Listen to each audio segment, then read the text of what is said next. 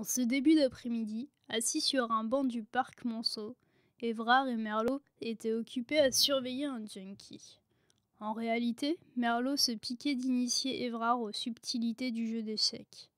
Celle-ci l'écoutait patiemment, en se disant que ces types n'étaient pas foutus de distinguer les 3 du 5 au domino. Mais l'air était doux et le parc joli, alors Évrard se bricolait une martingale en étudiant l'alternance de poussettes et de survêtements, de jupes et de pantalons. Rien de sociétal dans ces observations, juste des chiffres et la voix de Merlot en fond pour jouer le croupier. En face, le junkie se grattait distraitement l'intérieur du bras tout en tapant du pied.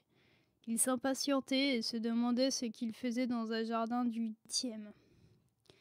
Il jeta un coup d'œil nerveux dans leur direction et curieusement leurs silhouettes semblèrent rasséner. Évrard coula un regard oblique à son voisin et à son pantalon jauni, revint vers ses propres converses noires d'usure et se demanda une fois de plus ce qu'elle faisait de sa vie.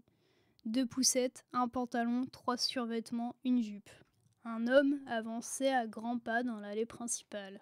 Évrard se tint sur ses gardes. Rien ne le distinguait vraiment de la masse, il était juste moins repassé, plus gris, et surtout il hurlait « Enculé, enculé, enculé !» aux arbres, à l'air, aux gens. Encore un que Paris avait cramé. Évrard envia subitement son absolue liberté. Chuter sans réserve, couper le dernier fil, celui de la retenue. Elle se grisa de l'idée puis expira pour revenir au réel. La filature, un métier, la reprise. Son collègue, Merlot, qui lui parlait. Là, j'avance ma tour, et devinez ce que l'impudent oserait torquer. Pas de diagonale. Vous vous rendez compte? En public?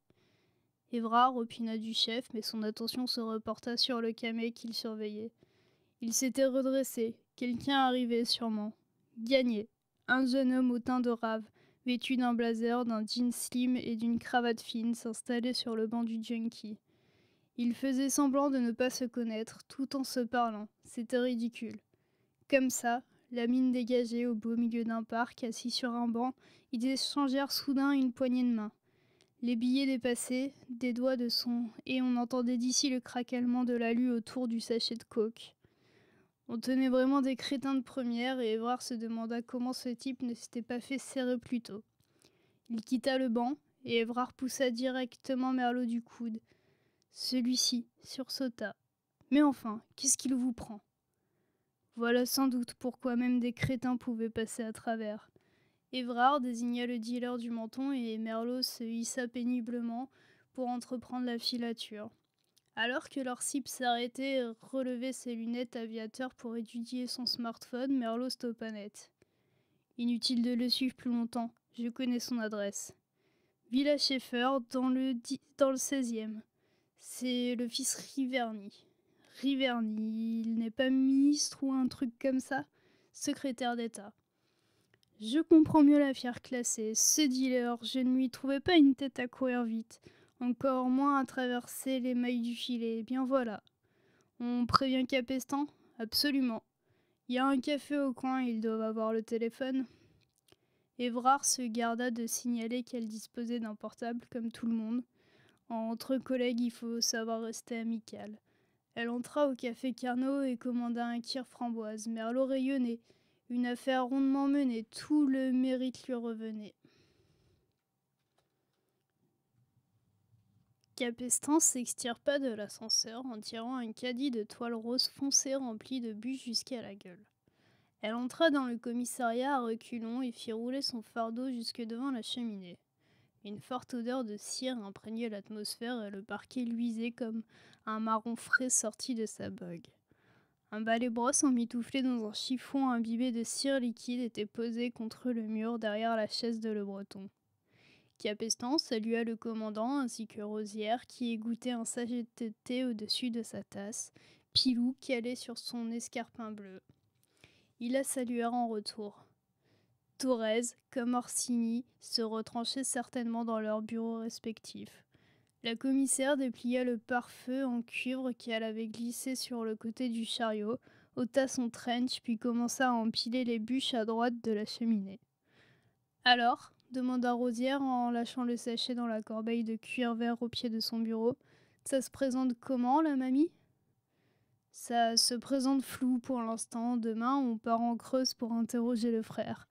Et vous, le marin?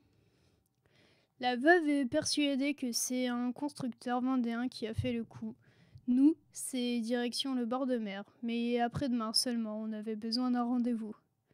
Chacun sa journée de vacances. Vous y allez en train? On a un budget si vous voulez. Non, en voiture, je préfère et ça ne dérange pas Louis-Baptiste, fit Rosière en jetant un regard à celui-ci. Il hocha la tête pour confirmer. Le chien, intrigué, trottina jusqu'aux bûches et les renifla avec l'intention manifeste d'y ajouter du liquide inflammable. Non, Pilou, file, ordonna Capestin en pointant du doigt le bureau de Rosière. La truffe du chien suivit instantanément le trajet du doigt, mais les pattes, elles, ne bougèrent pas d'un iota.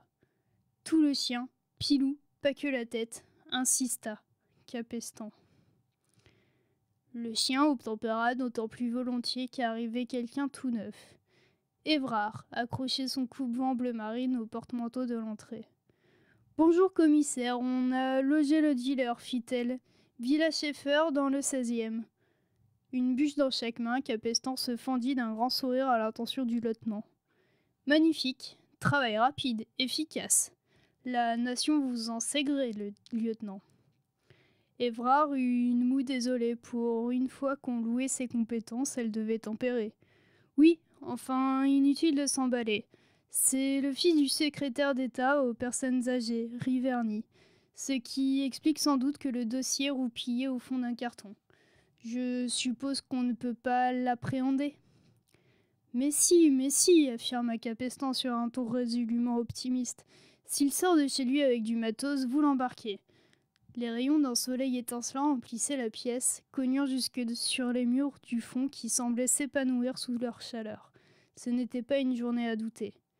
Commissaire, sans vouloir vous contredire, si le dossier est là, c'est qu'il y a 2 ans, une vraie brigade a été obligée de renoncer, alors qu'elle était vraiment en exercice, elle. C'est pas pour nous laisser faire nous. Nous aussi, nous sommes en exercice. Je ne dis pas qu'on va y parvenir, je dis qu'on va essayer. Personne ne nous stoppe, on avance. C'est ainsi que fonctionnaient les choses. On rencontrait déjà assez d'obstacles sans avoir besoin de s'en fabriquer soi-même. On verrait le moment venu. Évrard ouvrait grand ses yeux bleus innocents, mais elle renâclait. Elle n'avait pas très envie de se déplacer dans le 16e, de parlementer des heures avec un avocat de famille pour finalement se prendre un savon et repartir bredouille. Capestan comprenait sa position. Sa propre séance avec Valancourt ne l'avait pas enchantée. Mais la brigade ne devait pas se résigner à son sort, ni baigner dans cette apathie qu'on leur souhaitait. S'ils commençaient à abdiquer sans même qu'on leur ordonne, autant rester chez soi tout de suite. On n'a même pas de cellule, fit Évrard en désignant l'appartement.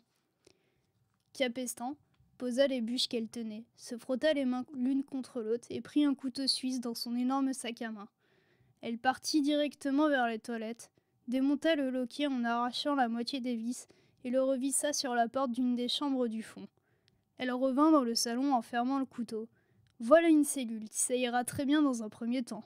Vous serrez ce Riverny en flaque, en bon flic que vous êtes. S'il y a la moindre complication, vous jouez les imbéciles et vous m'appelez. Un léger sourire flotta sur le visage de Le Breton qui n'en perdait pas une miette. Évrard, sceptique, s'isola néanmoins pour téléphoner à Merlot qui était resté au café Carnot, au cas où. Capestan n'avait pas prévu qu'une arrestation se profilerait si tôt. Elle aurait préféré prendre ses marques quelque temps encore avant de se lancer dans la partie et de défier les forces hiérarchiques. Mais vis-à-vis de l'équipe, elle ne pouvait pas se permettre de botter en touche. Admettre que les enquêtes étaient vaines, c'était signer l'arrêt de mort des derniers petits bourgeons de motivation. Cette brigade devait servir à quelque chose. À quoi exactement? Elle le saurait dans quelques heures. Elle serait moins fixée sur leur champ d'intervention. Son regard croisa de nouveau contre le rebord de son bureau et pencha la tête sur le côté pour signifier que, tout comme elle, il attendait le verdict.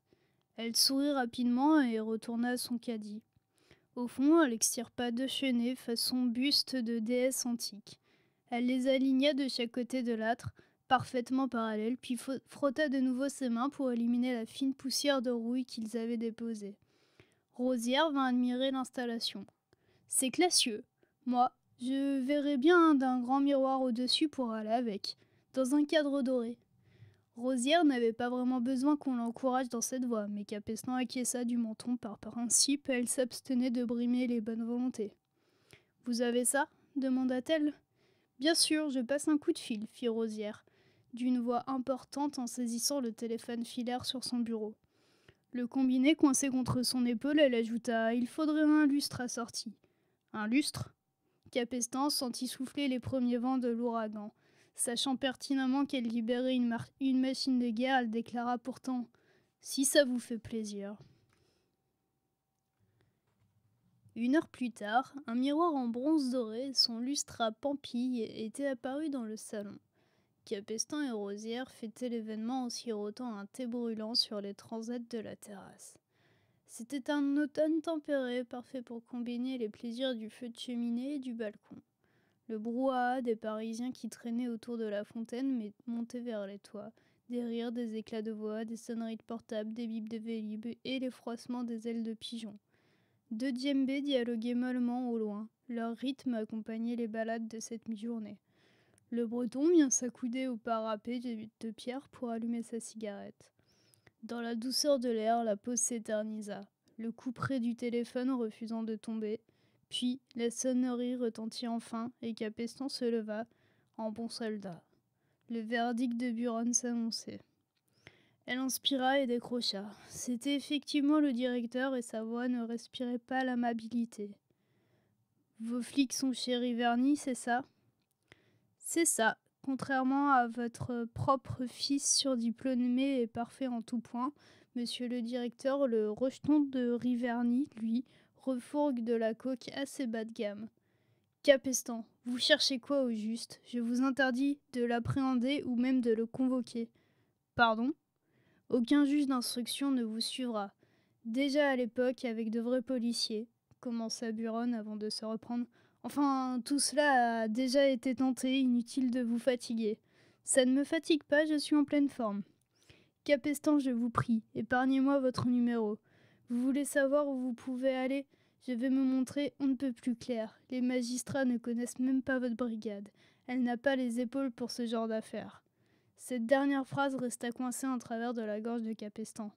Elle entendit le silence puis la tonalité au bout du fil et se résolut à raccrocher. On ne luttait pas contre un parquet inaccessible. Elle avait beau s'y attendre, une chaleur brute lui monta au visage. Elle était vexée. C'était le jeu promis par Buron, certes, mais elle admettait mal qu'on lui claque le beignet aussi vite. Cette brigade valait mieux que ça, ferait mieux que ça. L'adrénaline moussa dans ses veines.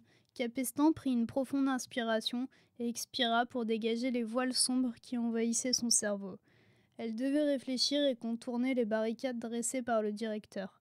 Debout dans le salon, elle cria à la cantonade, espérant être entendue de la terrasse jusqu'au bureau du fond.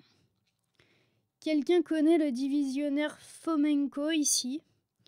Un silence suivit sa question, et elle s'apprêtait à la reformuler quand Rosière, tasse en main, ondula jusqu'au salon, un sourire lourd de sous-entendu plaqué sur le visage. Moi, je connais bien le dragon, glissa-t-elle d'une voix rauque.